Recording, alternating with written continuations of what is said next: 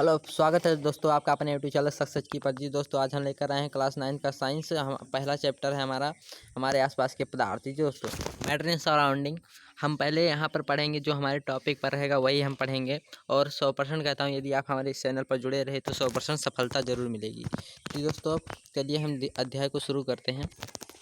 देखिए दोस्तों, आपने चारों ओर, हम धीरे धीरे पढ़ते हैं। आपने चारों ओर दौड़ाने पर हमें विभिन्न प्रकार की वस्तुएं नजर आती हैं, जिनका आकार, आकृति और बनावट अलग अलग होता है। इस दृश्य में प्रत्येक वस्तुएं सामग्री से बनी होती हैं, किसी न किसी चीज़ से जरूर बनती हैं। जो हमारी वस्तुएं हैं किसी न किसी चीज़ से बनी होती हैं। हमारे पर जैसे कि यहाँ पर चेयर ले लीजिए, ये सब छोटे छोटे चीज़ों से मिलकर बनी है। यही तो वैज्ञानिकों ने जो छोटी छोटी चीज़ों से मिलकर जो बनी है उसे हम पदार्थ कहते हैं। क्योंकि जिस प्रकार घर ईंट से बनता है तो ईंट को हम पदार्थ कह सकते हैं। तो हमारे ईंट से जो होता है घर का निर्माण होता है। तो हम देखते हैं यहाँ पर, तो वैज्ञानिकों ने उन्हें पदार्थ का नाम दिया। यहाँ पर देखिए दोस्तों, हमारा गलत हो गया। वैज्ञानिकों ने इसे पदार्थ का नाम दिया। जिस हवा में, यहाँ पर मिटा देते हैं, हम हवा में श्वास लेते हैं और भोजन हम खाते हैं। पत्थर, बादल, तारे, पौधे एवं पशु, यहाँ तक कि पानी की एक बूंद का या रेत एक कण है, ये सभी पदार्थ हैं। ये सभी पदार्थ हैं। पानी का एक कण भी पदार्थ है।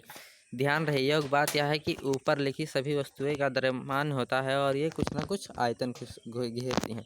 दोस्तों, यदि आप स्कूल में हैं और आपसे कोई टीचर पूछे कि पदार्थ किसे कहते हो, तो आप कह सकते हैं कि पदार्थ वह होती हैं जो जिनका कुछ ना कुछ द्रव्यमान होता है और वह स्थान घेरती हैं, उनका कुछ ना कुछ आयतन होता है। तो हम ही पदार्थ का नाम कहते हैं। आप कापी कलम लेकर बैठ जाइए और कॉपी में नोट करते रहिए, क्योंकि हम वीडियो में इसी तरह पढ़ाते रहेंगे और हमारे इस चैनल से आप जुड़े रहिए। प्राचीन काल से ही मनुष्य अपने आसपास को समझने का प्रयास करता रहा है। भारत के प्राचीन दार्शनिक ने 5 मूल तत्वों में वर्गीकृत किया है।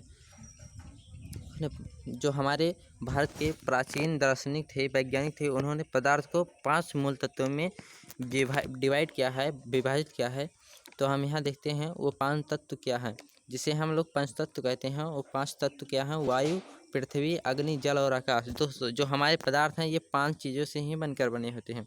उनके अनुसार इन्हीं पंच तत्वों में से वो सभी वस्तुएं बनी हैं, चाहे वो सजीव हों या निर्जीव हों। चाहे वो वस्तुएं सजीव हों या निर्जीव, ये हमारी पंच तत्व से ही मिलकर बनी हुई हैं। ये सब 5 तत्व से ही मिलकर हुई हैं। और 5 तत्व कौन कौन से हैं? वायु, पृथ्वी, अग्नि, जल और आकाश, ये हमारे 5 तत्व हैं। तो यहाँ पर देखते हैं, पदार्थ को इसी प्रकार वर्गीकृत किया जाता है। दोस्तों, इसी प्रकार पदार्थ को भी वर्गीकृत किया जाता है। तो हम देखते हैं, आधुनिक वैज्ञानिकों ने पदार्थ को भौतिक गुणधर्म एवं रासायनिक की प्रकृति के आधार पर 2 रूप से बांटा है।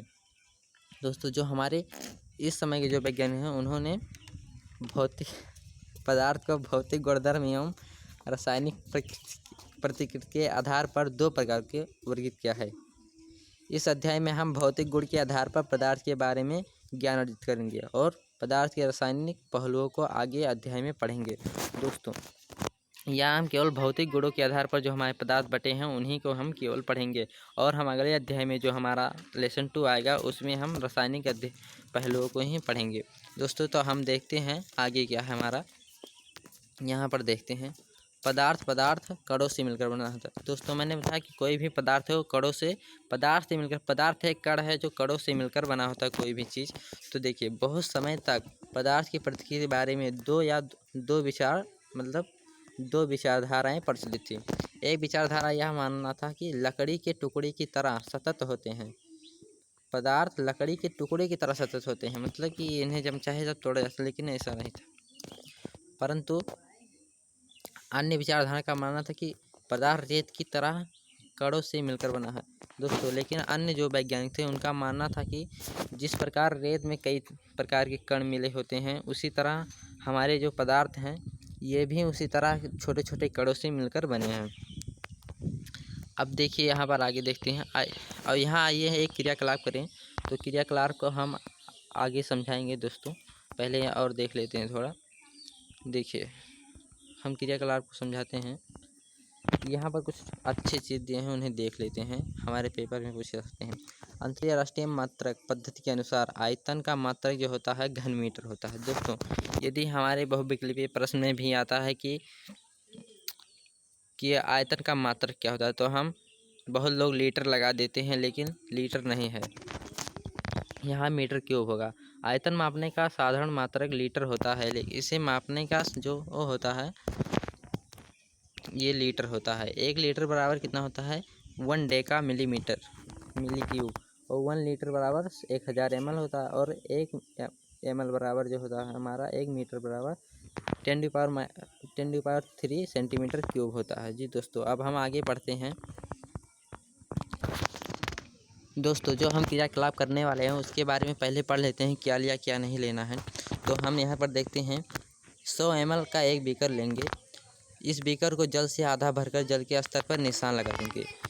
एक हम बीकर लेंगे और उसे आधा जल भरकर उसी स्थान पर मतलब वो लगा देंगे, चिन्ह लगा देंगे कि इतना जल भरा है, और दिए गए नमक या शर्करा को कांच की छड़ की मदद से घोल देंगे। उसमें नमक या चीनी डालकर उसे चम्मच की मदद से मतलब घोल देंगे। जल के स्तर में बदलाव आएगा? यदि हाँ दोस्तों, इसमें ज़रूर बदलाव आएगा। आगे हम क्रियाकलाप के माध्यम से समझ लेंगे।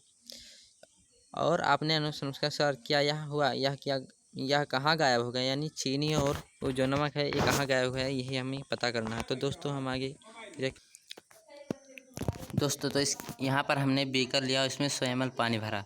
तो देखिए दोस्तों, यहाँ तक जल है हमारा, यहाँ तक जल है। यहाँ पर देखिए हमारे साफ नहीं दिख रहा है, पता नहीं क्यों, कुछ नेटवर्क प्रॉब्लम हो चुकी है। तो देखिए रुक जाइए, ये भी थोड़ी देर में सही होता है, फिर पढ़ाते हैं। जी दोस्तों, सही हो गया। देखिए यहाँ पर हमने जल लिया तो यहाँ पर निशान लगा दिया। यहाँ पर देखिए छोटे छोटे कण दिखा रहे हैं, जल भी छोटे छोटे कणों से मिलकर बना है। इसमें हम जब नमक के या चीनी के कुछ जब 1 चम्मच डालेंगे तो यहाँ पर हिलाएंगे, तो यहाँ पर देखिए जल यहाँ है, यहीं रहा, और यहाँ नमक जाकर बैठ गया। जब इसे हिलाएंगे तो देखिए यहाँ पर जल है, यहाँ से जब हिलाए तो नमक पूरे में फैल गया। यहाँ पर देखिए छोटे छोटे कण दिखाई दे रहे हैं उसके नमक के। तो जल हमारा थोड़ा सा